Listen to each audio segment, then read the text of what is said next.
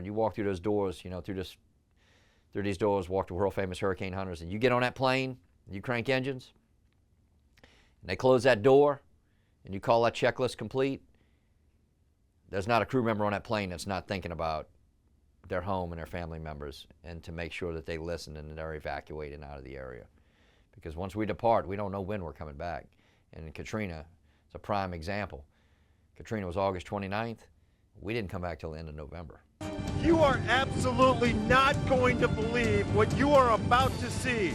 It's Katrina now. It ain't no more Camille, it's Katrina. This is South Mississippi's story. I had already flown the storm. I was one of the first ones to fly the storm as it came off the peninsula of Florida.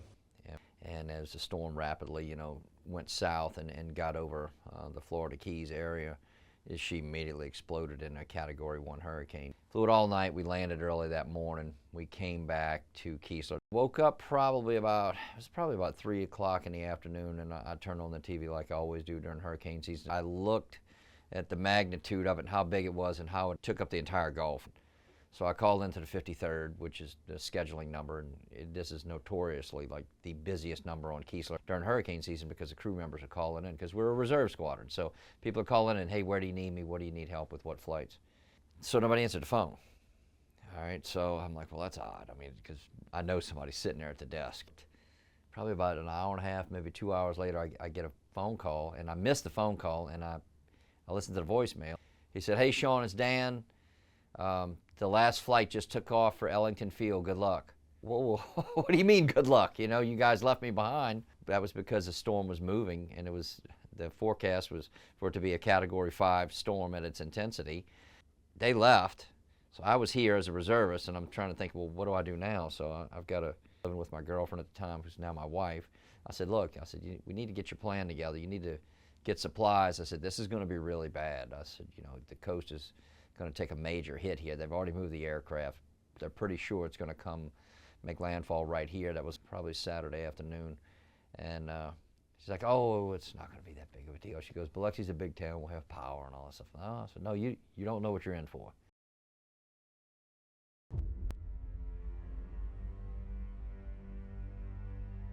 Sunday evening, my wife wanted to go have a drink with some good friends of ours at one of the local casinos out back. I said, I don't think that's a good idea. So I let her talk me into it. So we went, had a beverage. They had a beverage, I didn't, because I was too uptight. My wife was explaining to our friends, like, how Sean is just like so nervous about this and about the storms coming and everything. And I finally said, look, I said, you guys don't understand. This is my life. I said, I grew up in New Orleans. I've dealt with powerful storms as a threat as far back as I can remember since I was a little kid. When a storm of this magnitude comes on land, I said, it changes an area forever. It changes the people, it changes how you think, and it changes the topography, structures, everything. It's mind-blowing, the difference that it can make when a storm makes landfall and what you're looking at afterwards. That's what I told them. I left on that note, and that was Sunday evening. Monday morning we woke up, and the Gulf was obviously just taken up by Katrina. The coast here, the Gulf Coast of Mississippi, was in a panic mode. I mean, it was all over the news. It was 24/7. They're calling for mandatory evacuations. They're trying to get people out. Same thing in New Orleans.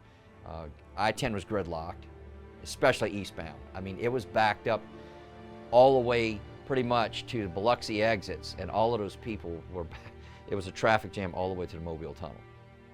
Unit had already moved to Texas. I couldn't get to Texas. People were starting to evacuate the area. I couldn't get east to Florida because roads were starting to gridlock as I'm making preparations. The base is shutting down, everything, mandatory evacuation, students, everything. I said, I knew we should have left yesterday. I tried to tell you that, but you wouldn't listen to me.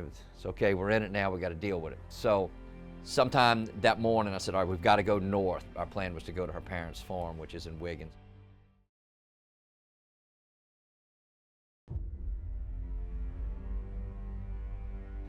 I ended up riding out the storm just north of Wiggins, Mississippi, on a chicken farm with my soon-to-be wife at some point, my future mother-in-law and my future niece, and 50,000 chickens. And I can tell you, it was a rough ride up there. I mean, the trees were going down and everything just constantly. It was a really rough night leading up to its landfall early that morning on the 29th. It was, we literally slept on the floor underneath a dining room table. just for extra protection because their house is surrounded by very large water oak trees and things.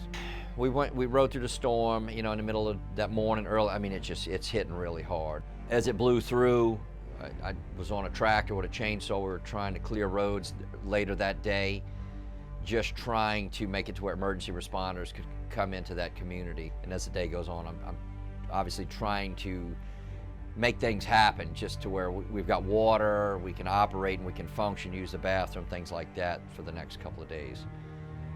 Obviously we're out of power. We didn't know how long we were going to be out of power. I figured at least a week. We still had not seen any television, radio reports or anything. We had no connections to the outside world. At one point we found a little TV and we pulled out the old rabbit ears antenna and I put a metal coat hanger in it trying to maximize my signal. At some point I'd walked out the house and I hear my wife scream, girlfriend at the time. She goes, "Oh my gosh, you are not going to believe what's on TV." And they were zooming in from helicopter. It was the Grand Casino barges were on land. At that time, all of the casinos were over water, so they were all floating. Well, the moorings that would hold these barges in position, I mean, it was concrete pillars in the ground. I don't know how deep they were, but diameter-wise, they were probably anywhere from 12 to 20 feet across. They were broken loose, and just pushed ashore. That was our first indication of how bad it was on the coast. That was Wednesday morning, and at that point I said, "Look, we got to get back down there pretty soon."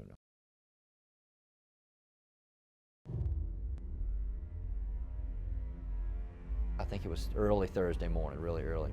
We start heading south down Highway 49, and there are no cars. We're having to drive over tree limbs and things like that to get through what's normally about a 40-minute drive, turned in about an hour and a half. So we're coming towards our neighborhood, and it's just a rat's nest of power lines, communication lines, trees, everything.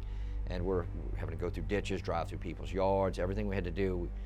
As we pull up to her house, she's like, "Oh, my house is still standing." I'm like, "Yeah, it's still standing," but I knew it was damaged because the front yard was just covered in roof shingles.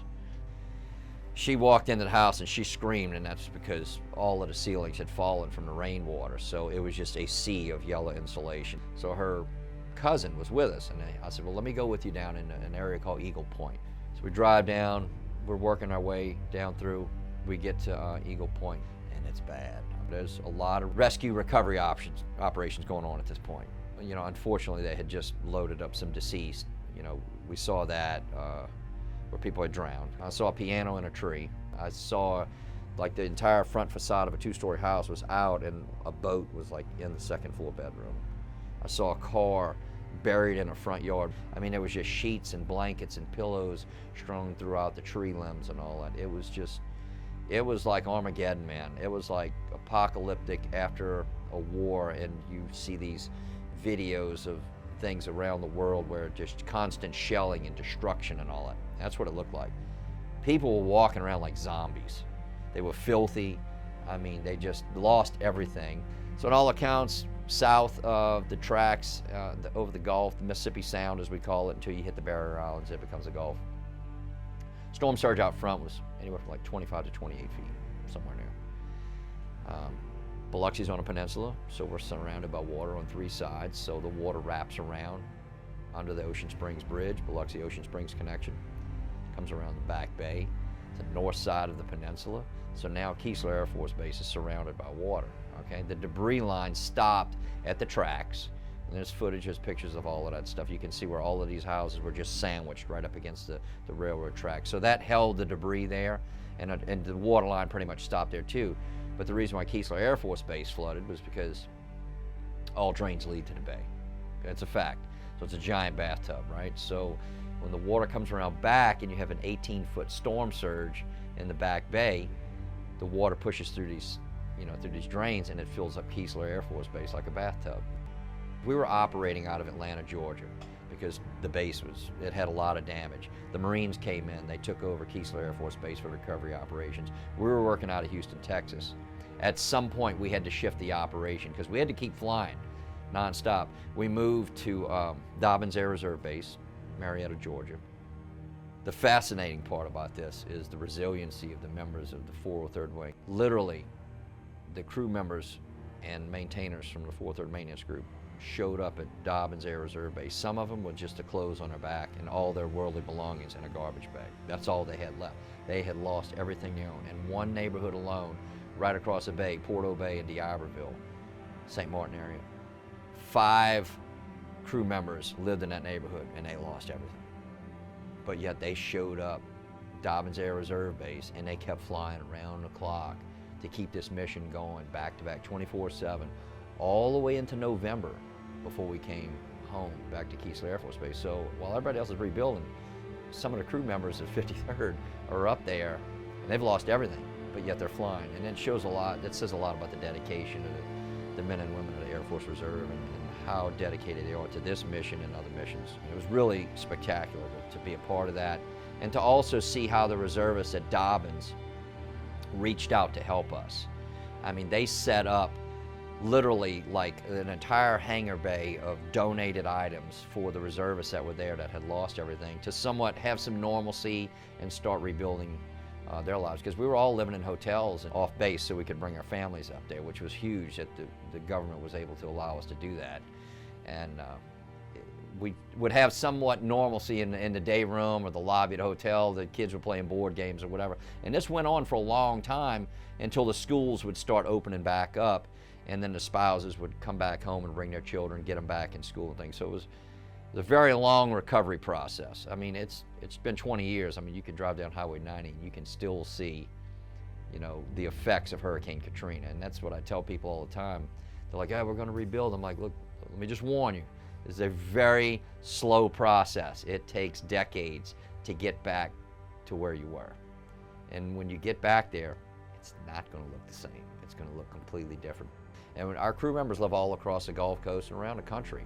So I know when they're flying and that's their home, that area that's being affected, or they have, you can't block that out. I mean, it's only natural and human for someone to think about their family and their loved ones, and to think about everything that we've built up here on the coast. And I think that's why we're very passionate about this mission. We have a love for doing it. We have a good time flying it.